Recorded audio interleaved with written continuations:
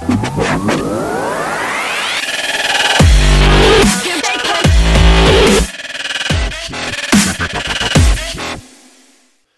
what's up, everybody? Welcome to episode number 20 of Smoking Weed and Talking MMA. Coming to you from Las Vegas, I am Jarrod, here as usual with my good friend Paul. What's up? And he just took a fat hit of some King Louie the 13th out of this nice little bong here. This is an indica strain we're smoking on today. We've also got a few different concentrates we've been hitting here before the show. Got some Jenny Kush shatter clocking in at like 70%. We got some, what is this, Super Lemon Haze live resin. Yeah. Now this is cool. You brought this over today. Live resin's pretty fun. It's made a little differently. It's fresh weed that has been frozen. And so it's not cured, it's not dried, it's flash frozen, and then they extract via CO2 or butane all of the THC and terpenes off, and it gives it more of a richer terpene profile, super flavorful. This one's about 63% THC, and it's really got a lot of taste in there, dude. Yeah, I like it. I was digging that for sure before show. So listen, it's our 20th episode. It is the new year as well, end of 2018, beginning of 2019. That's pretty cool. Happy New Year's to everybody. It's been a great year for this podcast, man. Hell yeah. Thanks, everyone, so far that's been with us up to this new year and going into the new year. Yep. Started in April of this year. Started with barely a handful of listeners. And let's see, with our last episode, man, we broke 20,000 listeners across WBUZ and iTunes and all of our other platforms. That's pretty cool. It's pretty dope. So we appreciate that. Thank you, everyone. Yeah, thanks for tuning in. And we're going to dive right into UFC 232, just wrapped up this weekend. Yeah, hell of a fucking card. Absolutely. The return of light heavyweight champ Jon Jones. Yep, and the women's super fight. And, yes, Chris Cyborg, the 145 champion versus Amanda Nunes, the 135 champion. That was fucking sick. Wow. Wow. What a fight. We got Nunes winning by knockout in 51 seconds in that fight. We got Jon Jones winning by third round submission in the main event. TKO. Or TKO, I mean, yeah. He went for that submission, He went for and the then sub, he but started. Then he just fucking laid his ass out. Actually, I read, actually, I can't remember if I read it or if I saw it in an interview, but he was saying that he had kind of done the opposite of what people do. A lot of people might use punches and then sink in the choke, but he sunk in the choke to open it up for the punches. Yeah, which I thought that was pretty interesting. It's very smart. Jon Jones is a fucking like we were talking about before. Luke Thomas really said it the best. Jon Jones, you can say what you want about his testing and his physical ability, but his mental game and his strategy is head and shoulders above anybody in the UFC right now. By far. That whether fight it's the IQ technique, of his. whether it's the timing, whether, you know what I'm saying, whether it's just finding his punches or placing punches in weird places that other people don't, or even those takedowns, like we were talking about on Fight Night.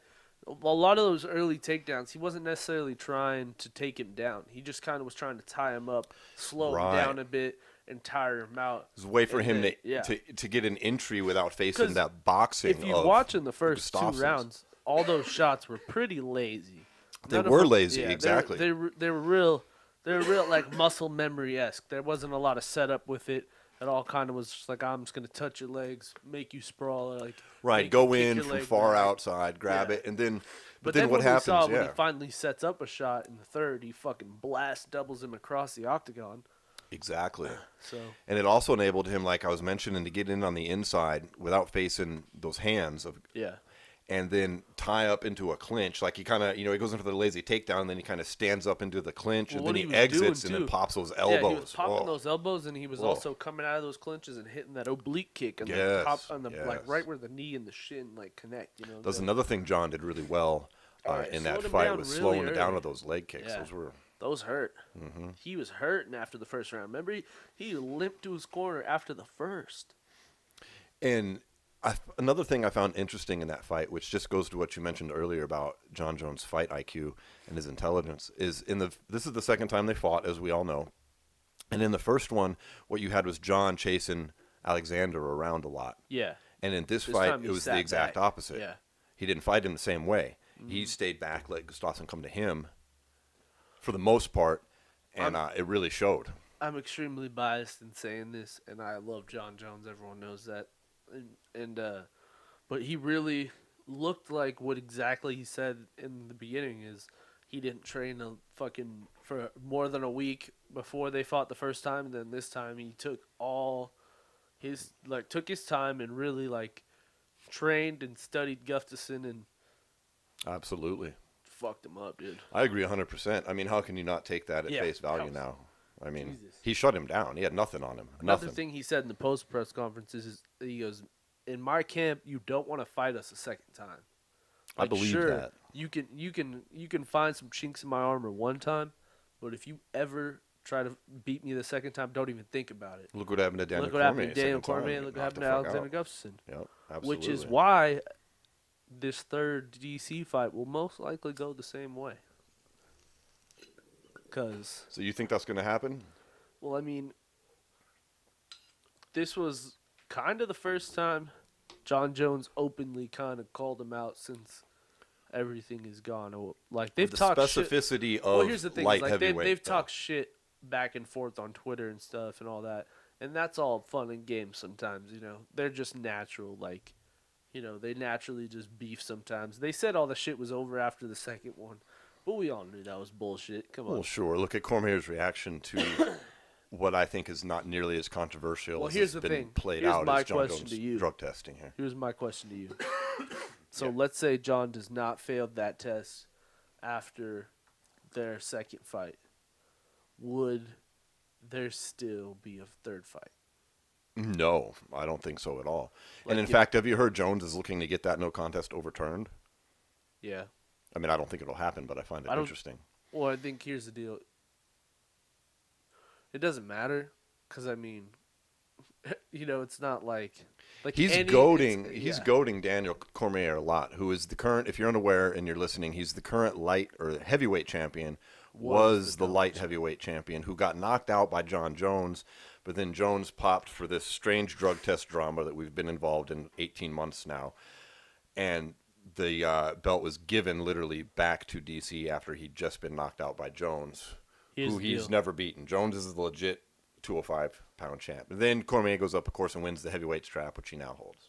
Well, then Jones also comes out this week and goes, "This was the first time, dude. This week was the first time Jones really started going after Cormier." When he went on Twitter and he goes, DC, you're not the real double champ. Connor's the first real double champ. You didn't do shit. You never beat me. Come get this fucking strap." And then that was right after DC had relinquished it, which was strange. You know, Dana was making fun of DC for relinquishing it. Yeah, he straight up. Yeah. He was like, "I wasn't gonna strip you. He's calling him a drama I was just queen. gonna vacate It's it." just going to be a vacated title. You weren't going to get stripped. Yeah, he was fucking. DC said that he vacated DC gets it. a little emotional when it comes to John, man. Dude, I'm sorry. John Jones even is in his DC's fighting, kryptonite. even in his fighting though, when you watch DC fight Yes. Jones, he takes risks that he doesn't normally take in other fights. he does. This Dude, he doesn't I'm want not, No, I swear to God, I'm not trying to knock DC. DC is a great fighter. We're gonna talk about pound for pound list later, but he's up there. You know what I'm saying? There's no doubt. You can't deny it, there's, even if you hate There's him. very few people that would ever even challenge him in the world right now. I agree with that, yeah. But he gets in an emotional state when he steps in that octagon with John Jones. Yeah, everybody outside John Jones. If You they know what fight I'm again, saying? John Jones is going to beat him again. Yeah. And then what does DC gain from this? What? Like, so you lost 3 times now? You've just damaged your legacy. Why don't you just ride out the heavyweight champ? Or he beats him, and then technically in everyone's eyes that they're 1-1 against each other because of the no contest. I don't think John's going to go to heavyweight, which DC wants, and I don't think DC's going to go back to 205. I could see DC trying to go back to 205. Boy, wouldn't that be an emotional reaction? Why would he talked to give you- I've up talked the to you- belt and I've then talked to you cut about- back down I've to talked- 205? I've talked to you about an event.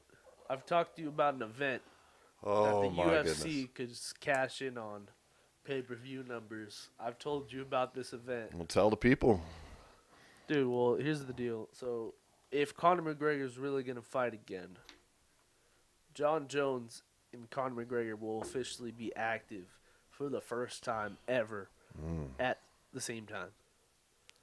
That would set up a juicy card, in both wouldn't of it? their careers that they're, I mean, For the most part. other When they're than stars. yeah, when exactly. Connor's When a they big both are, deal. meteoric stars. You know what I'm Right, saying? Like, right. So why not cash in on that if you're Dana White? Do a mega card with John In Jones. July. During You've got International all Fight this Week. time. John, you can get through Connor's suspension, whatever unfolds with DC, whether it's fighting Brock or whatever. Then you can, in July, have Connor versus, I don't know. It really just depends on who. If Connor, if Anybody Khabib but gets Khabib. suspended. I mean, Do it Connor, could but be anybody Khabib. but Khabib. It could please. be Khabib because then there could be the storyline of DC and Khabib being teammates going against Connor and John. But Dude, John you know, and I Connor love are- Conor McGregor. That's my But boy, but he's going to get whooped by Khabib again. I've got a fucking Anyways. wrench to throw in there too, dude. When I get high, I think about these kind of things. What if Connor, he's dipping from SBG, just fucking moves to Albuquerque, dog? Trains with John. Could you imagine? That'd be hilarious. That'd be sick. I think that'd be a smart That move. would sell. Man. That would fucking get embedded the biggest numbers ever. They're I just wish something following like that would Khabib happen. and DC around all day, and then John and Connor are together. That would be dope. That'd be fucking. That's just so ridiculous. That would be a mega card. I agree. But no, being serious though, honestly, the UFC has a chance to actually book both these guys on the same card in maybe International Fight Week. That'll be the biggest pay-per-view in UFC history. That would be pretty cool. Whether it's Conor versus Dustin Poirier or Conor versus Tony Ferguson or Conor versus Max Holloway. It doesn't matter. Anyone. Insert name here. Doesn't matter if it's for a title or not. You put it on the co-main event. That gives Conor the pay-per-view money he wants. They're still going to pay him that big money whether he's main event or not in a mega card. Right. And his fucking whiskey brand's going to sponsor International Fight Week, so that's going to make Conor want to step in the octagon at International Fight Week. And then, of course, John Jones and DC get exactly what they want.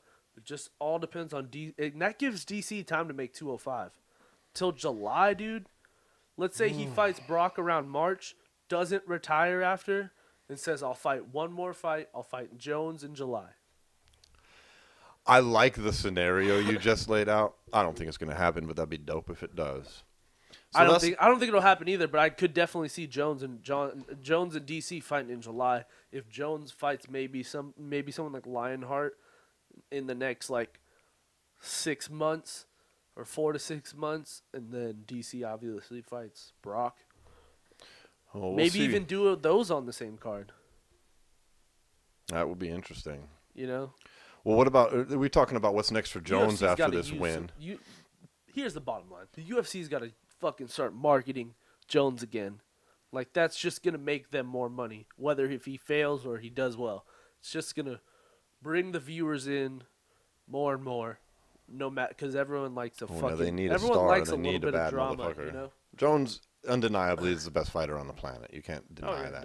no way. There's no denial. What about Alexander Gustafsson? That's his third shot at the light heavyweight title. His third loss at the light heavyweight title. Where does he go from here?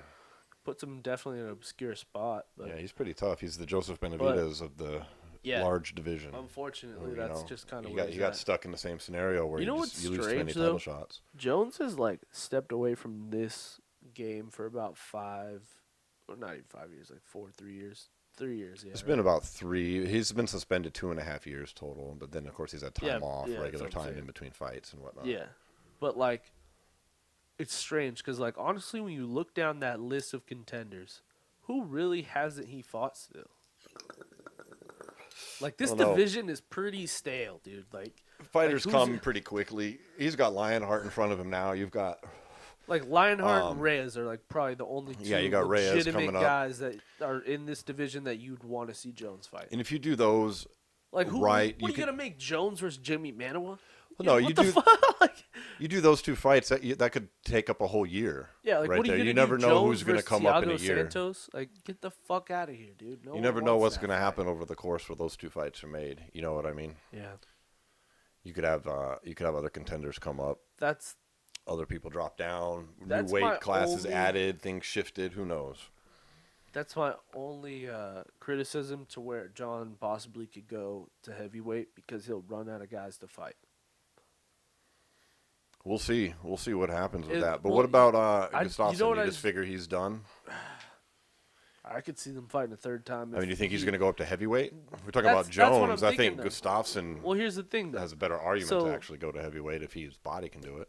Well, here's the thing: is let's say Gustafsson literally just does the same shit Jones does. Because honestly, there's strange levels in that division. It's like everybody else. Gustafsson, DC, and then way over here is John Jones. You know what I'm saying? Yeah, It's he's light years ahead of people. Like everybody else is like there's levels to this shit at light heavyweight. Like if you could beat Gustafsson, you'll get a shot. But like obviously DC's kind of out of the picture now. It's like either Jones or bust for him at light heavyweight. So let's just say I just feel like Gustafsson's pretty much gonna end up being the keeper of this division now. You know what I'm saying? I think he's probably To really test the young guys. Yeah, I mean, he's going to be a gatekeeper. If he stays at 205, that's his only option, is to be a gatekeeper. I mean, So not necessarily. either though. that or move up. Not necessarily, though, because then, although it's kind of played out now, the UFC can try to run the fucking promo as Gustafsson fucking still had one more with Jones if he earned another title shot. You know what I'm saying? I mean, they could make it They could try to third, run that, but obviously, I don't think that's talking gonna be shit-wise, it's going to be rough to sell. But let's say, like you were saying, down the line, you know, a year and a half from now, when, let's say, Gustafsson beats Dominic Reyes or beats Anthony Lionheart-Smith or Thiago Santos, all those, like, younger guys who are kind of making noise. Mm-hmm. So let's just say he beats one or two of them. How do you really, No, it could happen. I'm not saying it can't happen. I'm just saying barring somebody, it's unlikely if something else comes along. barring I mean, who somebody wants to like see Yoel Romero or someone like that moving to 205 and causing some shift in there, who else can you really count on to contend against Jones? No, I don't disagree with that. I'm just saying, do you want to see that fight again? I mean, Does Alexander stand a chance of ever beating John Jones? no, but people evolve. I mean, he could really. Did he evolve over the 5 years since the last fight? I mean, really? I mean, yeah, he did. He definitely gave Jones some different looks that he didn't give him in the first one. Didn't help. Yeah, but you know what I'm saying. I'm just being real. Like, he got his ass beat oh yeah, for sure. 5 definitely. years later, worse than he did What I'm saying is, possibly the first time. is there anybody else in there that's gonna give Gustafsson that look? No fucking way. I don't know. That'll be interesting, though. If they fight a third time, I don't think he stands a chance. I don't But either, but Hopefully, like we were saying, I'm just saying if they're gonna run out of fucking contenders here in a second, man. They're like, if Jones legitimately is back and active and fighting 2 to 3 times a year like he was before, he will run through this division inside the next year and a half. right? Yep. Well, hopefully some Plain other and contenders simple. will rise up or something changes. Because But let's even if you look at the younger guys like Reyes and Lionheart, they still have a lot of fucking holes. right. I'm not saying they can beat Jones. I don't think anybody in the division can beat Jones. But let's move on past Jones now, because we can go on about that for a while. Let's talk about. I mean, the highlight of that show really was Amanda Nunes versus Chris Cyborg. That was 51 seconds of ass kicking. That was such a strange game. That somebody on this podcast predicted on the fight picks on Instagram. Oh, that was me. That's right.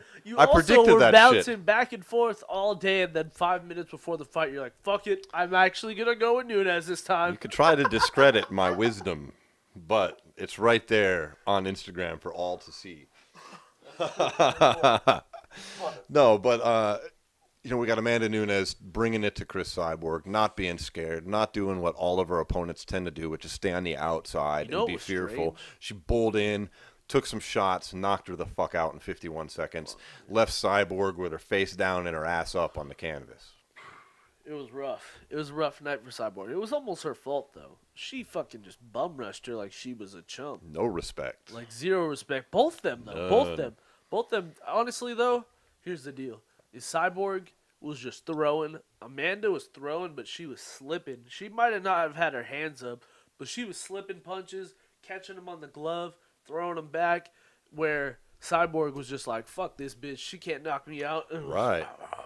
She was going after She it. got that knockout syndrome, that puncher's fucking head, where you just keep thinking you can knock everybody out, and somebody comes along who Well, dude, can you fucking It blame hits her though? equally as hard. No, I get it. You know, it happens. That's why it happens over and over again with big punchers. Eventually, they just rely on that power instead of That's like true, a yeah. smart fight game. Yeah. And that looked to be what Cyborg did. I mean, who knows? But she sure rushed in with no respect to Zero. Nunes' punching power. Yeah, that was intense.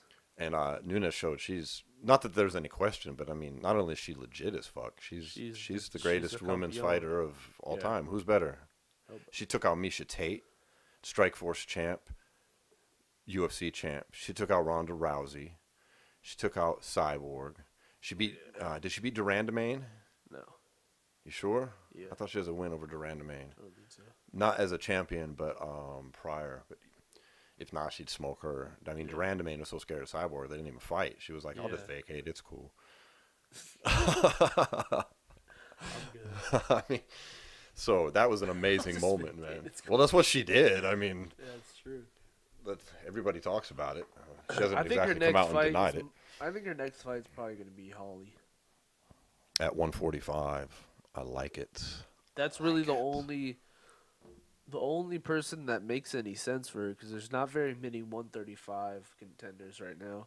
Holly Holm's really the only major women's fighter who fights in that 35-45 division that she hasn't fought yet. So, And I mean, the UFC should really, really get behind Nunes right now. We've talked on this show before. We didn't understand why. Like, remember we talked about it in the lead up to her fighting Ronda Rousey. Like, why are you ignoring this woman? yeah.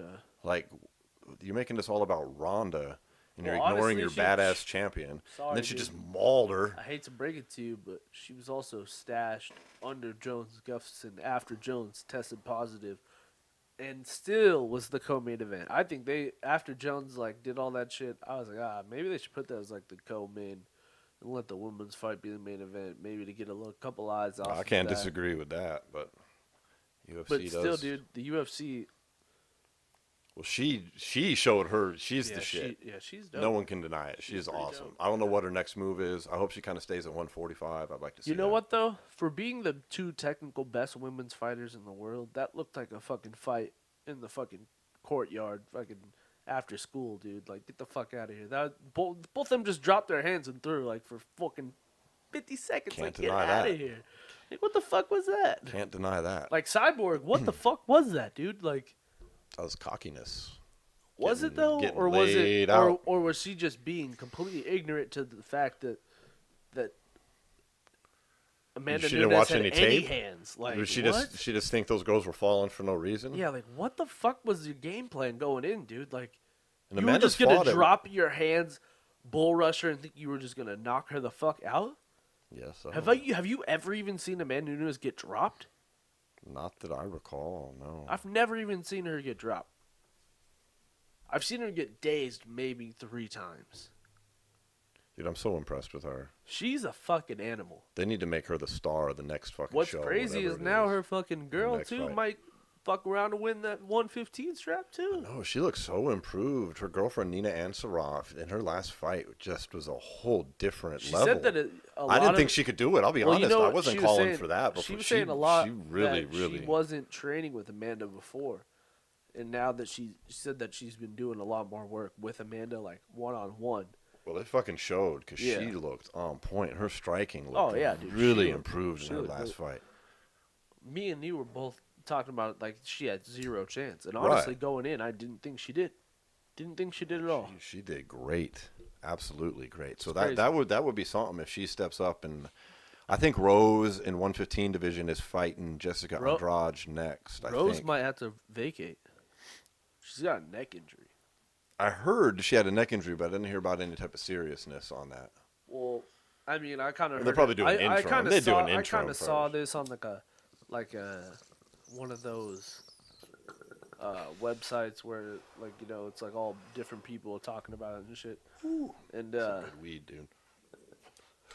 yeah, it just seems like it's been so long since she's defended it. Well, at all.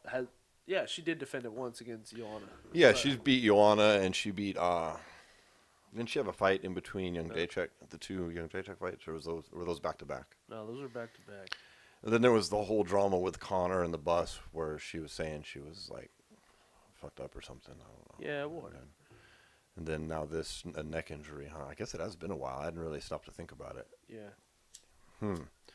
Well, I hope she comes out all right. And knowing the way the UFC's run these days, they're probably just going to do an interim title first before she has to vacate anything the way they work. So I don't know, because now that would be interesting they're if fucking Nina taking is in that titles title away shot, like though. that's the new trend now. Like that's one thing the UFC does now. They don't hand out give them a interims fuck. and they snatch them away. They hand out all the interims and they're like, nah, fuck that shit. Give it back. I hope they stop that nonsense. But if the champ is injured, I mean, there are legitimate times you can have an interim title. The UFC's been handing them out like candy and then taking them back like kids got in trouble and daddy had to come take the candy away. Well, what's ridiculous is like sometimes they'll do a vacate or interim title for people who aren't even hurt or have like any issues. There's like, dude, they're not fighting quick enough. They're trying to do one for Woodley now. I swear to God, Dana would like nothing more than to create an interim title for a dude that's already fought 4 times in a year. He's like, Woodley never wants to fight. I don't know, but anyways, there's a lot of other good fights in 232 we could talk about, but it is the end of the year and the start of a new year. So before we get to some of our year-in review things that we wanted to talk about, we did have some breaking news that I want to bring up. One thing I did want to bring up to you first. What's that? What about fucking Megan Anderson with that digit to the eye? That was rough. My reaction to that has admittedly changed over the course of the past few days. When it first happened, I was like, and you probably were too, like, what the fuck? Yeah, like that's kind of like a poke I thought it in should have been a no contest. Yeah, how is it different than an eye poke? Like, because you know, if you didn't see it, folks, Megan Anderson's she's 6 feet tall, so she has quite a bit of a height advantage, very long legs. Yeah. She threw a head kick at Kat Zingano, and Gonzalo, she slipped the kick basically, or the kick missed, or whatever. Yeah. Except her big toe went straight in her eye socket. And I mean, on the way up. Here's the thing, and we talked about this before. Big John McCarthy put out a post. And he said, this is why my views on this changed. The rule is if it's your hands, it's different than your feet, because your feet, you can't close your fucking, you can't close. Right, you don't close your feet in any way when you strike. And he basically broke it down like this. He said, if somebody hits you with a closed fist and their knuckle hits you in the eye, and it affects your eye, and you get knocked out, that's not a no contest. No, and that's legit. That makes sense now upon reflection and out of the emotion. Because I'm a big Kat Zingano fan, so I was like, what the fuck? She didn't even get a chance to fight. Yeah, she's lucky though. She came out unscathed. But yeah, her eyelid got lacerated. She says she was worried. Well, she just busted a few blood vessels, but not like nothing serious. No, so she's okay, and it looks like they're gonna probably run that fight back again, which would be cool. Yeah, that'd be a good one to run back, because I mean, like we were talking about in the last few episodes, man, Megan Anderson doesn't have very many other options at 145. No, and being as how it seems like Kat's eye is okay, they should be able to run it back pretty quick. Yeah, quick. They're both coming out of camp. They're uninjured. It lasted seconds. Maybe like February, March. Something. Yeah, maybe they can throw it on something real fast. Yeah, well, they got that March 3rd card here, so maybe. That'd be dope. I'd be down with that. Ben Askren on that card too. That'd be cool. Okay, so the thing I wanted that broke that I wanted to ask you about was Chad Mendes. He fought this weekend or last weekend here at UFC 232. A good fight against Alexander Volkov. He was doing good. He knocked him down. Volkanovski. That's funny. I had Alexander Volkov on my mind because I'll be talking about him later in the show. Yeah, Volkanovski. Yeah, a little size difference between those two guys. Dude, it's weird. Him and Chad Mendes are like twin brothers. Yeah, they look a lot alike too. But Mendes was doing good. He dropped him in the second. He was doing well, and then. Man, he gets KO'd. Volkanovski just came back on a tear, and that kid's tough. Man. And TKOs him, and then Mendes retires earlier today. Yeah, depending when you're listening to this within the last few days. I don't know. Do you think that's going to stick? That's what I'm going to ask you. You think that's legit, or you think that's an emotional reaction here? Well, here's the deal: is Chad has turned his outside business life into his career. Yeah, he's doing a lot of hunting. He's doing a lot of hunting thing. He's doing a lot of those hunting tours. Yeah, he's doing like guided tours or something, right? Yeah. And he says he really likes that shit. So maybe he's just doesn't. Yeah, if you see his Instagram, he's super into that lifestyle, which is cool. Good for him, cool. and that's dope. If that's the reason why, then good on him. Here's the thing: fighting is one of those things that you need to be 100% in, or you're just Absolutely. gonna take unnecessary damage if you're not. And if he's not 100% in this anymore, and he's more into his other business, more power to him, dude. You know, I mean, unfortunately, it seems like the division's kind of passed him on anyways. So I don't know this. I mean, the guy he's fighting was 18-1. well, no, Highly don't touted get me wrong. Don't get prospect me wrong. in the top he can 10. still contend at You know. 145. But what I'm saying is, if he were to retire, stay retired, the division is not out of contenders. You know. No, oh yeah, no, you're right. Yeah, absolutely. No, he can retire and the division's fine. Yeah, Yeah. there's a slew of contenders at 145. Yeah. But do you think he would have retired if he had won? Do you think he would have won in there and then be like, No. I'm retired? No way. No. See, that's kind of my thinking too, which is why the only Yeah, but reason I'm here's wondering my if it's thing. going to stick. Here's my thing. He's been knocked out in 3 of his last 4 fights. Oh, that's a good point too. You know, we tend was not to think knocked about out by that because he's been Conor. out for 2 years. So Yeah, he was knocked out by Conor, where he was exhausted in the knocked out. Frankie seriously concussed him inside of a minute, and then he has the win against. is it Bermudez? No, it was the dude who was on Tough. Elkins. No, whatever. Fuck him. I Yeah, forget his name. Yeah, whatever. He comes He back with fought a win. Cowboy too. The kid I'm talking about. Alex Oliveira. No.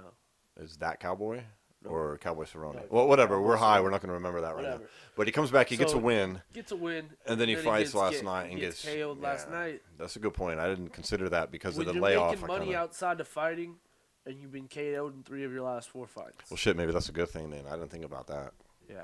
I mean, that's good for me. I'm not knocking it. I'm just wondering. I mean, fuck, I support any fighter who wants to retire. Here's the I thing: just is like he did. wondering if it was going to stick. He's did everything from fight on huge events to title fights to, you know, he's done Multiple everything. title fights, yeah, he's absolutely. done everything he needed to do and could have done in that division. He has nothing else to prove, and you're taking serious damage to the head.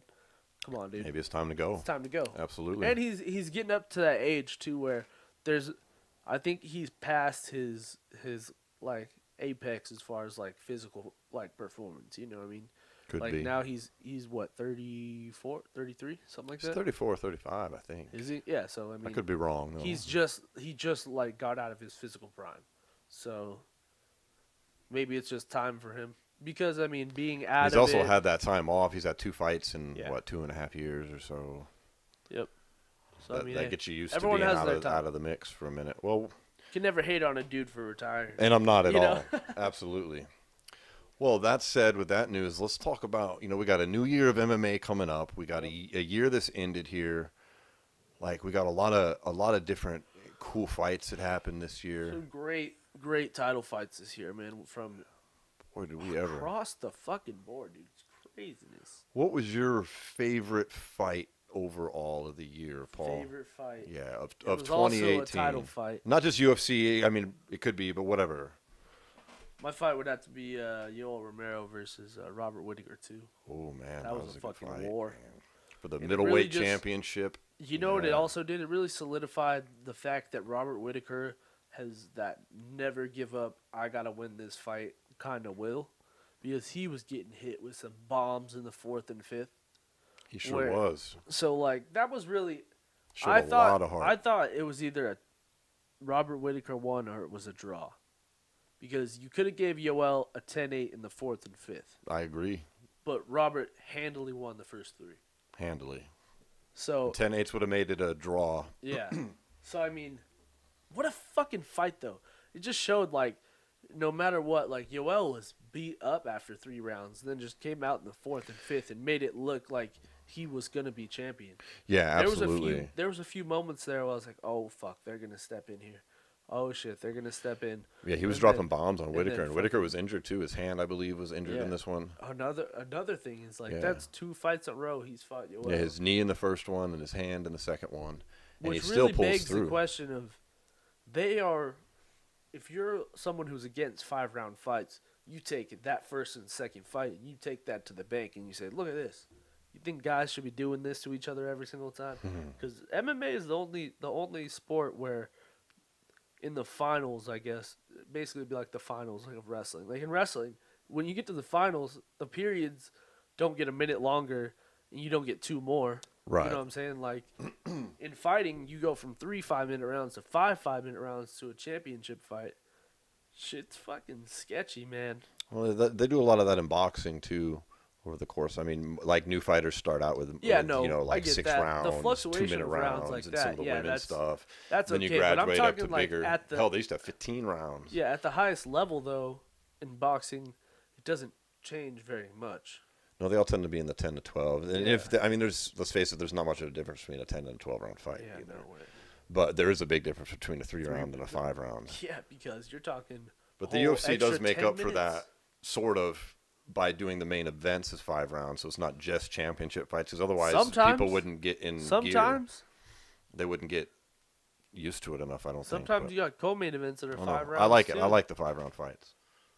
I am a fan. I don't get me wrong. I like the 5-round fights, but when we have the 5-round fights, it's gonna be a while till we see either of those guys ever step in the Yeah, octagon if there are again. wars like some Like some of Korean the ones Zombie we've and seen, Yair yeah. Rodriguez, we're not gonna see those guys fight for a while. Or like the aforementioned fight you're just talking about. That was a war Or with yeah, Romero even and Whitaker. Yoel Whitaker. What was I mean, that? That was Whitaker hasn't fought since. What was that? March, something like that.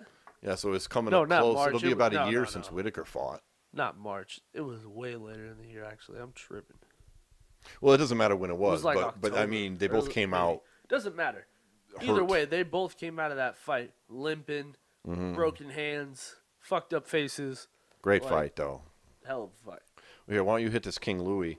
My favorite fight of this year, which I had to pick around with, it was from April of earlier. It was I had to go with Justin Gaethje versus Dustin Poirier at 155 pounds. Imagine if that one went 5 rounds. Both those guys would be dead. Well, by it almost did. I mean, it went to 4. It went 4 rounds. We had Dustin Poirier winning at a TKO at 33 seconds of round 4. that fight should have been stopped in the third, though, if you really watch it. Gaethje was fucking faded in the third. He was doing real well in the first 2, man. They're just faded heavy. That was a great fight. It was a great fight. Gaethje's got a chin. He's got a chin almost to his own detriment. Gaethje's got a chin and a prayer. You know, like And he's not that big. I mean, I've met him, talked with him. He's barely bigger than me. Like, to be taking shots like that, you know what I mean? Like, he's... it's scary sometimes Oh, watching. man. That dude puts on a show, though. That just- fight was a war. Like, He I knows had how to to go wear with a that one. punch, I'll tell you that. Holy fuck. Well, he's the kind of guy, he can go in there and he can lose to Eddie Alvarez, and he can lose to Dustin Poirier, and he doesn't lose any shine on Then his knocks out career James at all. Vick, and Then he knocks out everything's James okay. Vick. Yeah, nobody thinks he's, like, out of the picture at all. He can lose and remain right in the Yeah, title but there picture. was kind of a narrative going around the media and kind of everyone that he really needed to change his style up after losing to get to Poirier. Yeah, well, there was a big narrative he should use his wrestling because he's got wrestling skills. But then he comes out and KOs Vic in the first round? Dude, he second made round? Vic look like nothing. Vic was talking all that shit, Oh, too. He yeah. came out and just slept Calling him that Homer big dude. Simpson and shit. Yeah. Like, he got And then knocked who the went to fuck sleep? out. Yeah. Fucking went to sleep. Chased him right up against the cage and slept that fool. That's I love one that. guy you probably don't want to talk shit to, just because he's one of those guys you're never gonna put away, No. and You got to bring he a can sledgehammer very in your easily back pocket put to you put away. that motherfucker away. Like- Yeah, he's not going to stop coming at you. Like, I think it'd be a dangerous game if you put like Conor in his prime and Gaethje in there in his prime. Like, both those guys would probably kill each other. That'd be some shit. It's I'd kind of love like to Nate see Diaz that fight. It'd probably be exactly like the Nate Diaz fight. Dude, 'cause who doesn't want to see Nate is the Diaz same versus way. Justin Gaethje? Oh, my dude, God. that's a fucking fight right there. Why don't they make that? Tony Oh. Ferguson recently said that he has signed a bout agreement. I know this is completely off topic, Doesn't matter. but I'm just gonna go with I've heard this. Tony I've heard this Ferguson said rumor. that he signed a bout agreement recently. Who do you think that's against? Well, we know it can't be Conor Dude, or I think it's Khabib, Nate so that's Diaz. off the table. I think it's Nate Diaz. Oh, man, That's that'd be so sick. That's who I think it is. That'd be a Because sick it's fight, not too. Max, unless it's Max. They both got awesome stand-up. Unless and it's they both Max, got but crazy Max- jiu-jitsu. Max would not. I don't think Max would take. Why would he fight 5-round Ferguson? fight. Well, no, I don't think he'd take a 5-round fight at a different weight class a month after he defended his title. I don't think so I either. think it's got to be Nate Diaz or maybe Ally Quinta or something like Could that. be Iaquinta. You think it's Gaethje? It could be, but I just don't think Gaethje would deserve that fight. I think it's Nate Diaz though. That would be sick. I hope that happens. Man, Or it could that be would Max, be man. awesome. Max is because him and Max, there was that kind of back and forth going around after that fight. He's like, "Oh, if Tony wants it, come get it." You know, so it's like, and Max is it hasn't fought as much, so maybe he is trying to fight real quick. And when you think about 45 to 55, when you're talking about Max Holloway, Yeah, he's 5'11". that's not that much of a difference in Right. weight cut. You know, he probably gets to 155 before his water cut. I would You know what I'm imagine saying? so. Yeah. So he probably yeah. cuts to 155 real easy here. So I'd like to see that if it's Max Holloway. I'd like to see that if it's Nate Diaz. I'd like to see that if it's Conor McGregor. I'd like to see that if that's Khabib. I mean, obviously they can't sign a bout agreement right now, but who knows? Well, man, any of those I'd be down with. I'm down too. with them all. All right, so that's our favorite fights of the year in general. How about two different categories of favorite fighters? Like your just favorite fighter overall of the year, and maybe like a favorite up and comer after that. I've got like 3. I cheated on all these, dude. That's fine, dude. Name off 3. All right, so my fighter of the year, Like this your favorite fighter. favorite fighter of the year, Okay. like my favorite, like who had the best year. This is who I'm saying had the best year. I think Aaron Pico from Bellator had the best year. I think he put himself in perfect place to really like start his domination of this division. Yeah, it's hard to He disagree ran with into a that. little hiccup his first fight, you know, ended up going up against a guy who was 2 weight classes ahead of him. Yeah, but he corrected that And pretty he quickly, got caught. dominantly. He fucking, you know, was a deer in the headlights, and that's okay because that's just how many undefeated champions really are there out there in Yeah, MMA? this is MMA. It's really hard to be an undefeated It's champion. not the same as boxing. Yeah, so I mean, it's a learning curve. But since then, this year he's 3-0, all first round finishes, 2 with liver shots, and then Leandro Higo on that the card with Rory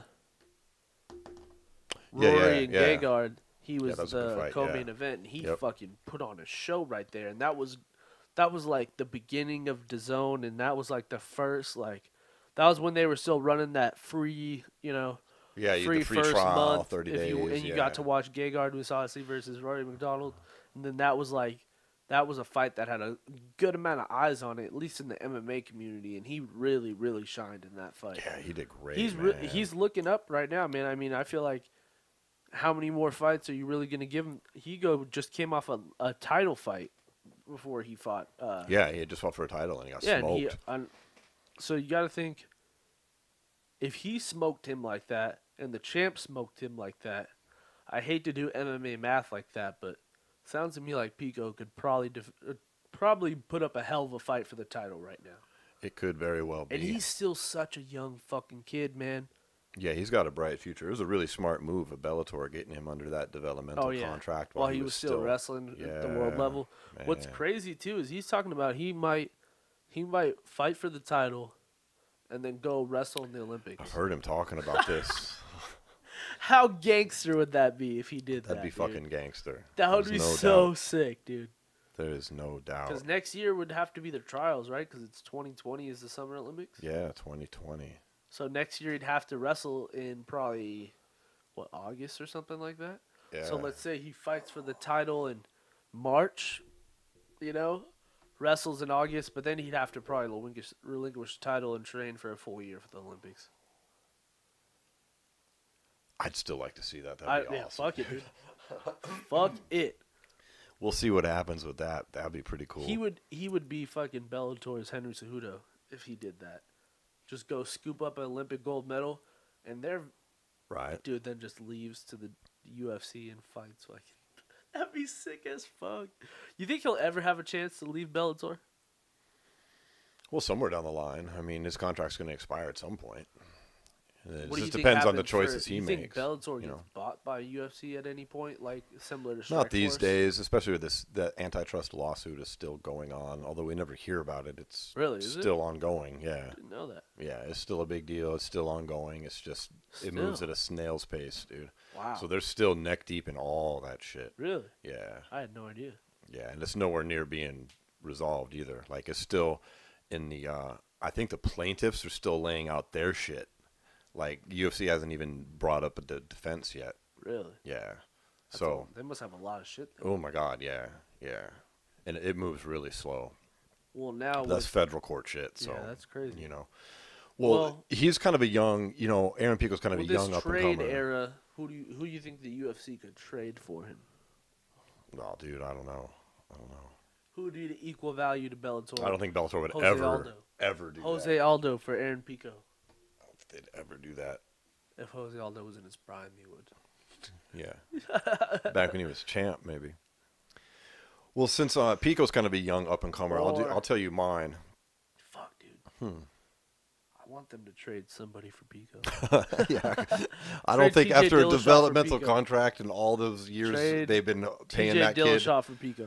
they're not going to trade him for nobody. They've been investing money in that kid. He's probably locked into like a 10-fight contract. Yeah, dude. or some shit. Now, like Michael Chandler's fucked. Like Michael Chandler's at that age where the Bellator contract he just signed, he's fucked. He's never gonna be in the UFC. Now, like Aaron Pico, if he doesn't hold, he technically could hold out though. He technically could fucking fight out his contract, not re-sign if he really wanted to test himself in the UFC. These guys might not even want to go to the UFC anymore. If I was Aaron Pico, I would. Aaron Pico trains with TJ Dillashaw. He's part of that whole that camp where they're doing like the scientific weight cuts and the scientific training. Like they're doing all their stuff based on like their energy levels and kind of like how Henry's doing, but TJ was doing it before him. You know what I'm saying? And Aaron Pico's part of that camp as well. So I'd like to see him in the fucking UFC. No, I get it. There's so many good fights for him in the UFC, man. Well, let's get back on our year-end stuff here. Like, My year's over now. your year's done. You're determined to get done. Aaron Pico out of his long-term Bellator contract by hook or Dude, crook. we're just gonna go with a white van. We're gonna fucking steal Just snatch him up, and we're drop gonna him off drop at him UFC off at the headquarters. performance center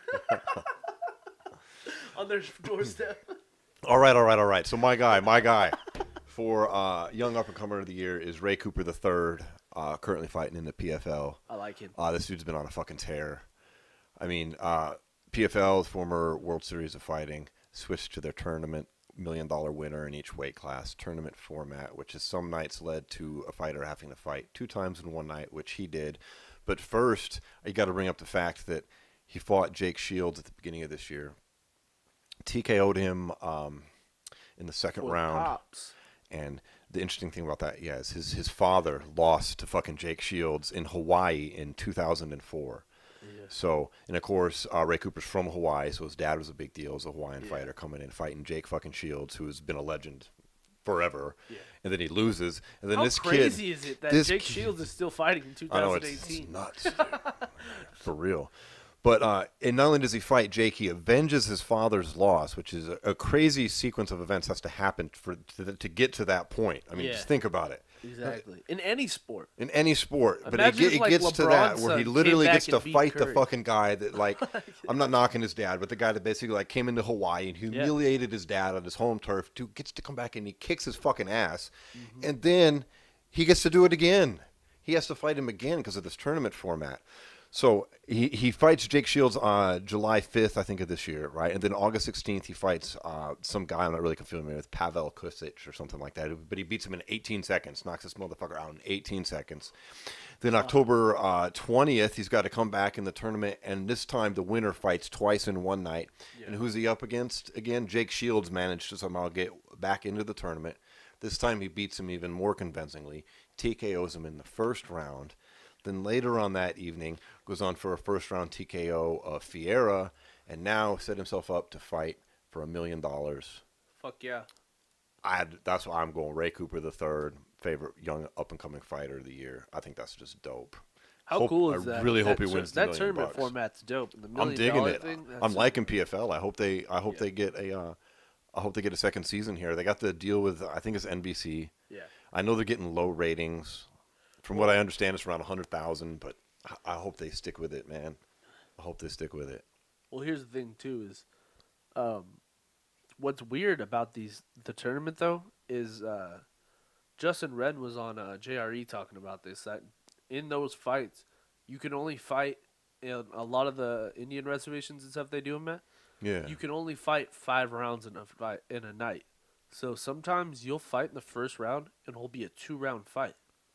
And then weird. the next fight is a 3-round fight. I hadn't heard that. That's interesting. But the only bad thing is, a lot of times in the first round, people will tie after the first round, and they'll have to be forced a 3rd round, which means their 2nd round fight can only be a 2-round fight. They gotta be careful where they put those things then, I suppose, as they get bigger and bigger. Well, no, he said that's kind of like... Is that common? Yeah, across? he said that's kind of Interesting. common. Interesting, because you don't see a lot of that anymore. No. I mean, it used to be back in the unregulated Back in the wild days, days, yeah. going to UFC and Back in fight the fucking days, like 3-4 Don times Fry in a and night. fucking all those fools, yeah, they just... And those fools will fight for like 18 minutes. Mm-hmm. I mean, holy cow. Some of those fights with no time limits. Oh, yeah. Oleg Tiktarov fought, I think it was Hoist Gracie or Dan Severin or maybe Shamrock at this point. I'm high, I can't remember. But it was like a 18, 19 minute Or what about straight Sakuraba versus fight. Gracie? It was like an hour-long Hour, fight. yeah, it was like Like, crazy, fuck. crazy shit Imagine that happens. being there and be like, dude, somebody kill someone. I mean, part of it sucks when you're just sitting there, especially then it was just like 2 guys laying on top of each other for like 15 minutes. You're like, Jesus Christ, dude. I'd be like that guy at the Complaining about the I'd be UFC like that, now. I'd be like that guy at the Tough. Fuck him up. Fuck him up. God, if you don't know what he's referencing, folks, we went to the Tough event here in Vegas a couple of weeks ago and sitting right next to a guy who about every 30 seconds very drunkenly had to yell, "Fuck him up!" at the top of his lungs. Every second. And this is not like we're in the T-Mobile with 18,000 Like, people. I'm surprised you didn't We're hear in the on- fucking Pearl Arena with literally 2,500 people. So the fighters are hearing this like some dude is in their face yelling it, let alone us right beside this clown. It was a good time, though. It was a good time. But okay, so there's our favorite up-and-coming fighters. Like, okay, like UFC guys, who was your favorite UFC fighter this year? Israel Adesanya. Israel Adesanya, yeah, he had a hell of a fucking year, dude. This was the year of Israel for sure. I mean, Definitely. he made his debut back on UFC 230. Or, sorry. That's the other way UFC around. 230, amazing. 221. Yeah, 221. He fucking came out quick. What's crazy about him is, like, at first it was kind of like a story. It's like, yeah, this dude, he's a crazy Yeah, this kickboxer. kickboxer.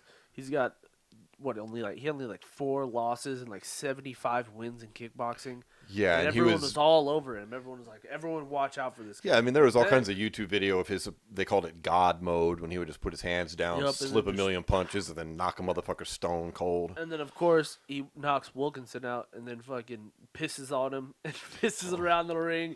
And everyone's like, oh, my God. Hypothetically, yeah. folks, really, hypothetically. He didn't literally piss on him. Yeah, he like pretended like he was pissing on him. He and mimed walked whipping around out his dick and peeing all over the octagon, which Yeah. he then said he marked as his he was territory. marking his which is- territory. Yeah, So- it was great. It's a good move. He already, he shot himself into those MMA media headlines right when he Yeah. started out.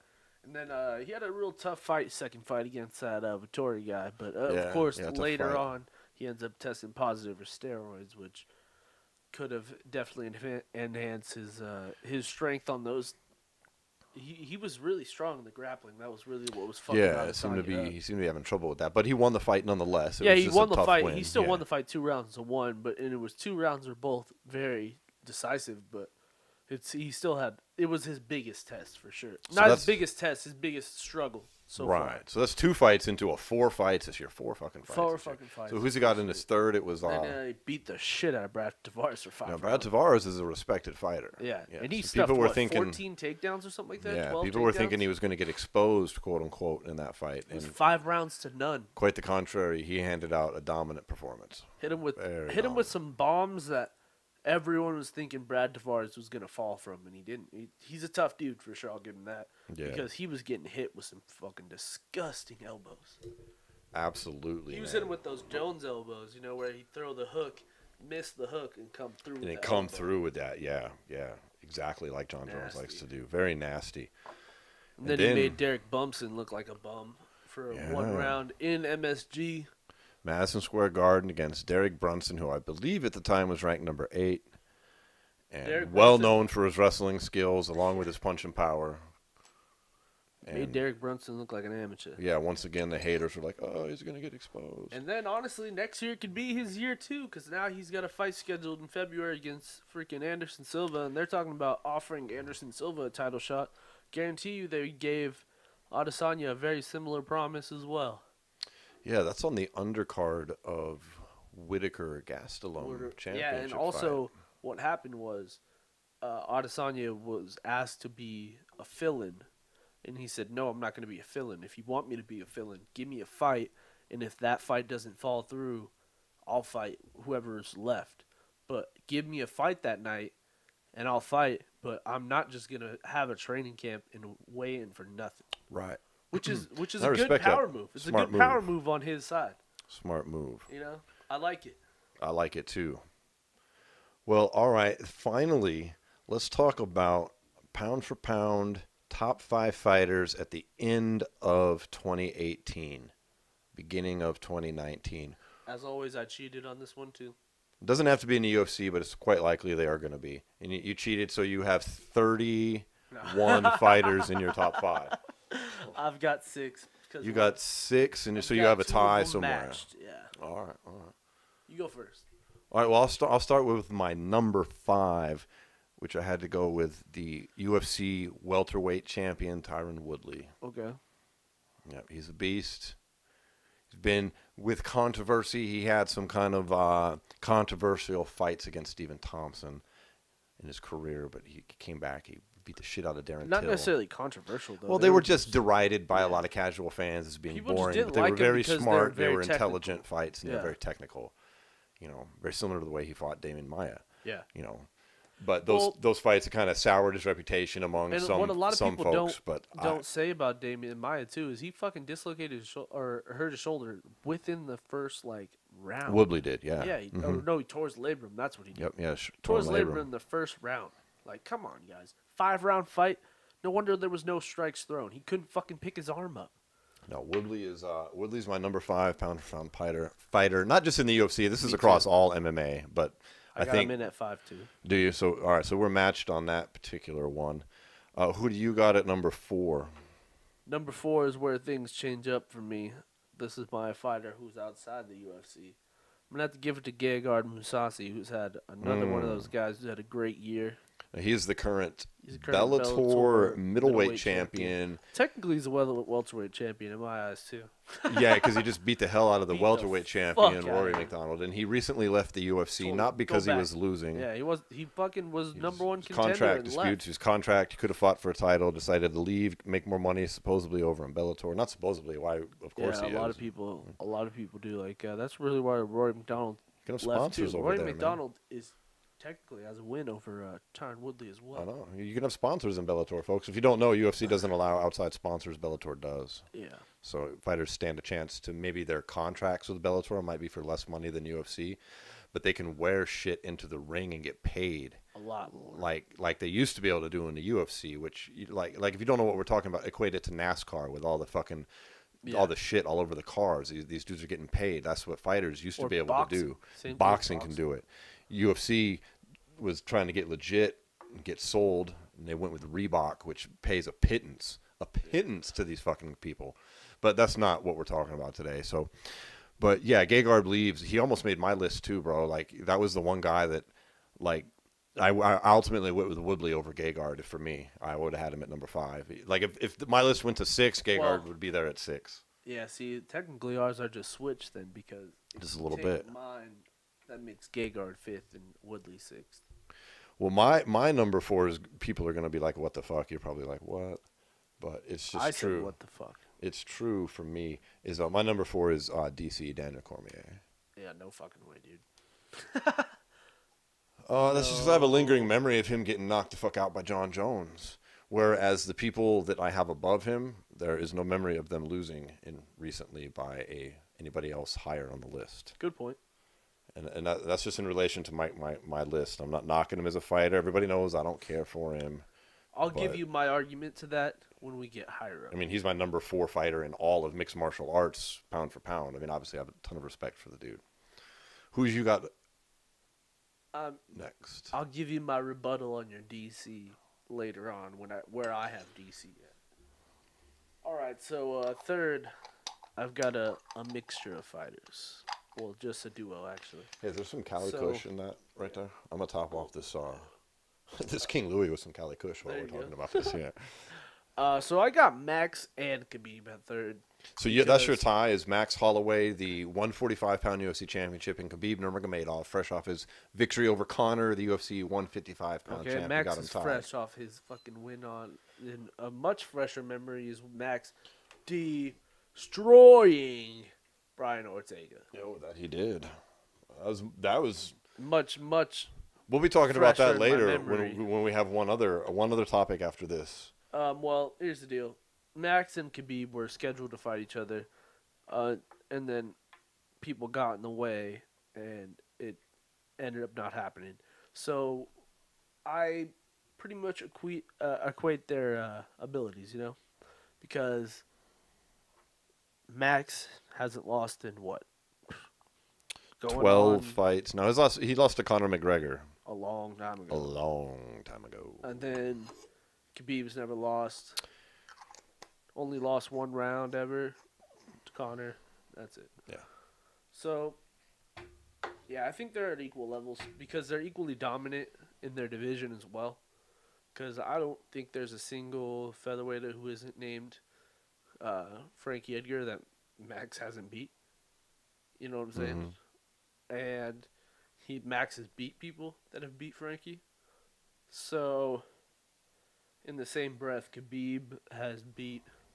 Like everyone can say what they want about Khabib at this point. He is a beast. Absolutely.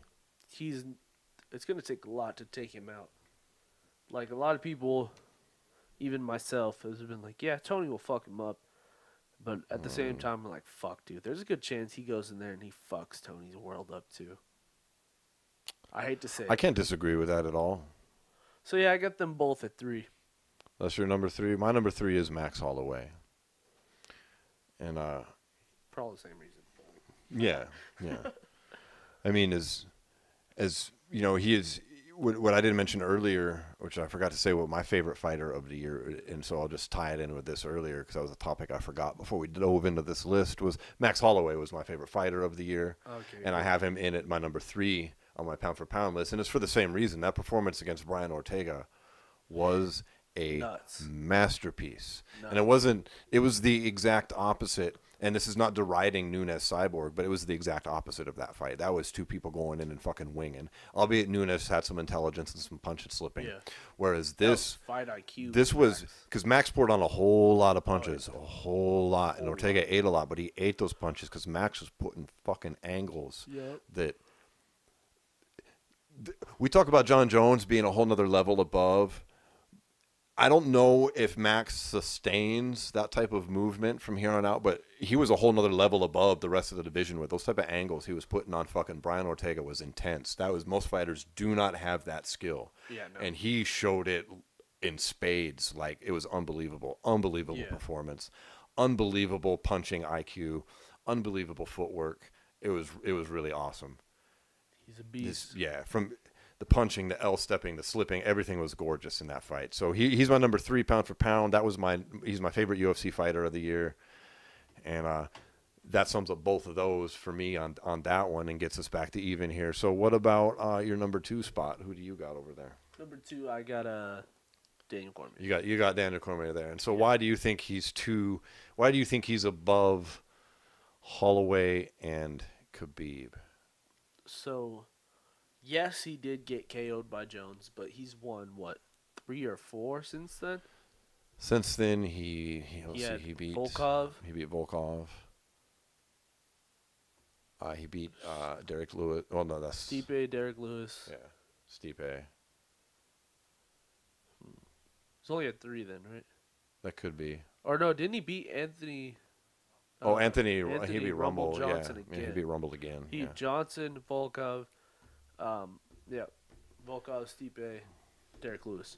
So Yes, but he's kind of erased the memory of people who discredited Jones for that. Mm-hmm. You know, those people that didn't really give him a lot of credit now think of it more of like DC's on a tear more than he picked up the pieces after Jones knocked him out.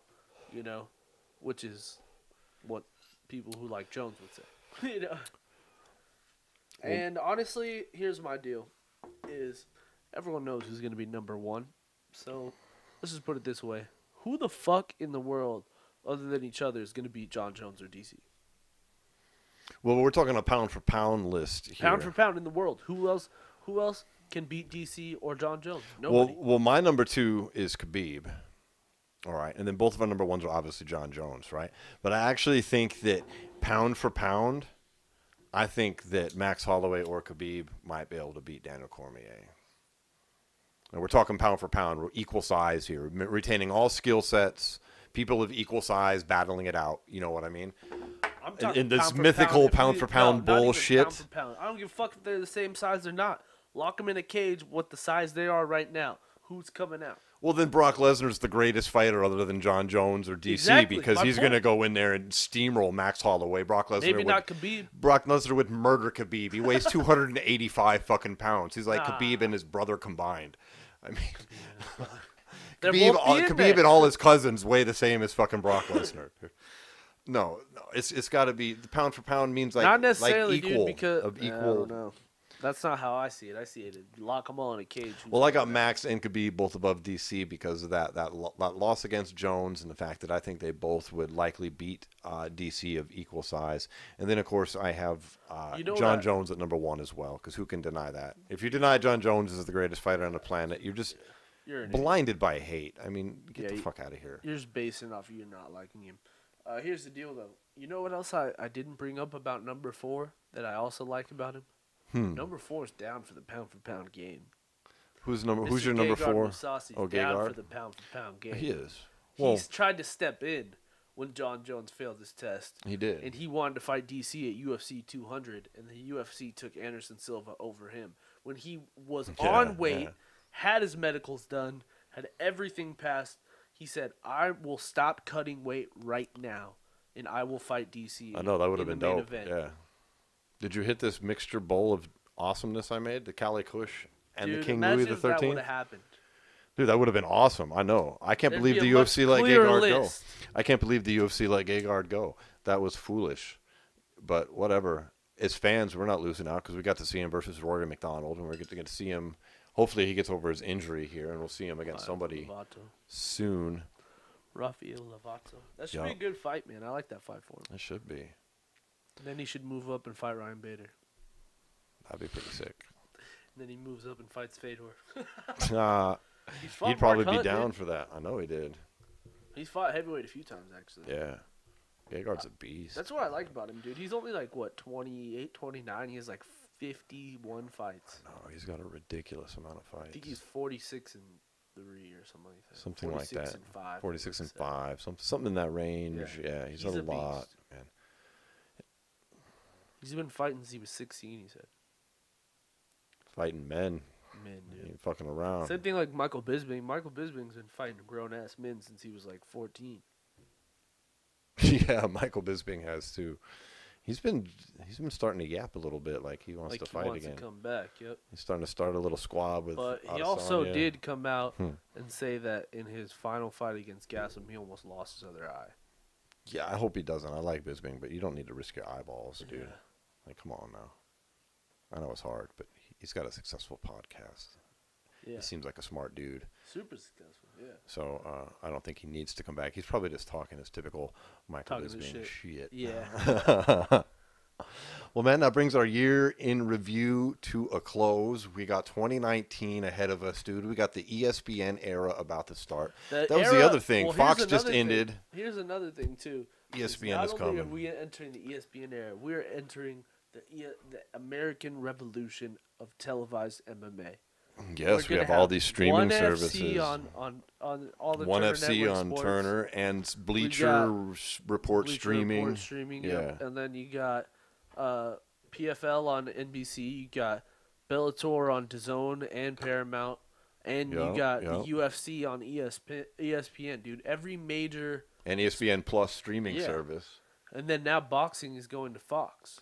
Yeah, boxing, Premier Boxing Championship or Champions is on Fox now. I noticed we watched that just last week? Yeah, the before last. Charlo brothers fight. Yeah, that was bullshit. A lot of changes. That was bullshit too. That fucking decision was terrible in that first fight. That was rough. Man, if you don't know what we're talking about, man, it was just a robbery. Go back and watch it. Robbery. But, yeah, there's a lot. Fighting it's going to be a lot easier to watch fighting in 2019. And that's more services to pay for, but it is a lot more options to have. Yeah, but I think ESPN Plus is only like $7 a month. It's $5, something like that. Come on. It's not much. $5 a month. You tell me you don't got $5 a month to watch fucking fights, dude? Oh, you know I'm gonna get it. You know I am. Same thing with DAZN. Fuck DAZN, honestly. Like it's $10 a month, but we do get boxing and Bellator, so I'm thinking about getting DAZN.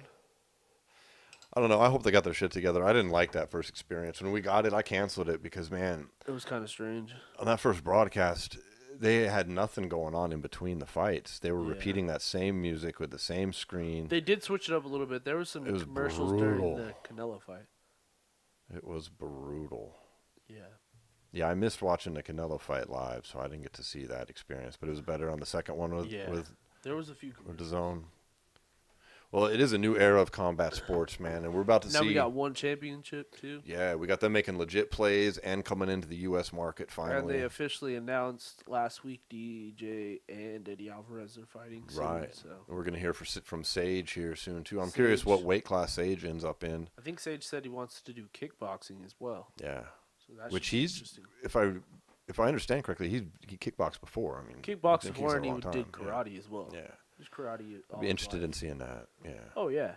He was on the cover of Karate magazine. I definitely like. 6. I definitely like to see him evolve as a fighter, and maybe bring some new looks back, and maybe fight for the UFC. Maybe in his like 28 to 30 range. You know, like where he should be able to develop quite a bit. Yeah, come back. What's he now? Like 24.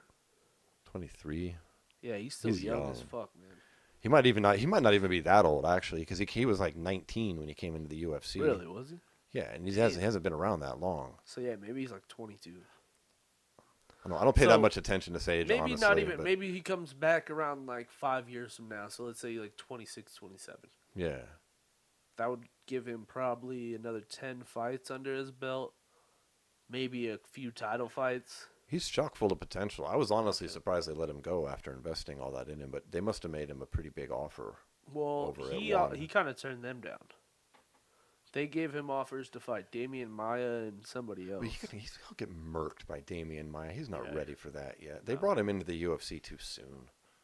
I like the kid. I've seen all his fights. That Mickey Gall fight wasn't smart by them either. No. They were going to build him up. Why would you do that? Whatever, UFC does that kind of stupid matchmaking sometimes. But yeah. Whatever, but we got a lot to look forward to this year. We got John Jones. We got maybe not with Connor. We'll get some resolution to that. Maybe the end of January as far as I'm looking the forward NSAC to suspensions for this Khabib year, and Connor go. International Fight Week, everyone's on the table for once in a long time. Yep, and we will be here, of course, in Las Vegas on scene at International Fight Week. I mean, it's 7 months away still, but well, we got some changes to the show coming up here in this new year. We got some new segments coming in. Yep. We have been working hard behind the scenes, lining up some cool interviews. Yep. So we're excited to debut that starting here with the next episode coming through, and we hope everybody likes that as well. And I think with that, thank everybody for tuning in today. Yeah, thanks, guys. And, Happy New Year. Happy New Year to everybody. Thanks for watching for this whole year. Shit. Absolutely. Thanks. You can subscribe on iTunes, of course, Google Play. You can catch the video on YouTube. You can listen to us on WBUZ 95 on Thursday nights, 8 p.m. That's on radio.net, or you can use the Orange Radio app inside the App Store or Google Play. We're going to get back to smoking on this little mixed bowl of Cali Kush and King Louie the 13th I made here. Yep. Peace, everybody. Have a good one. Hit that thumbs up. Absolutely. Later.